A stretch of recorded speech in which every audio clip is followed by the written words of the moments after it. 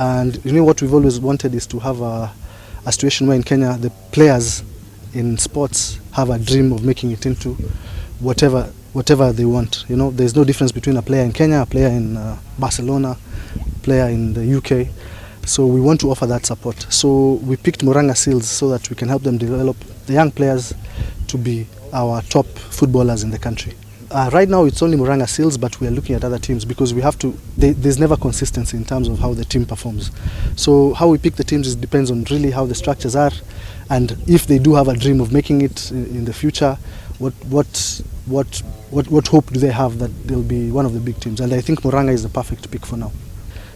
Sports is a very big thing, you know, and if the government was to fund sports correctly, you would not have a lot of these idle youth running around. But if the government was to focus on the facilities, especially, it can be pitches, it can be basketball courts, then the private sector can come in and support in terms of the sponsorships and the funding and those other things.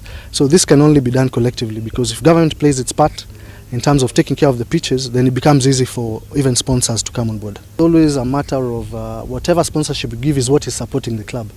The clubs are not able to fund themselves or find activities where they can fund themselves to sustain the club.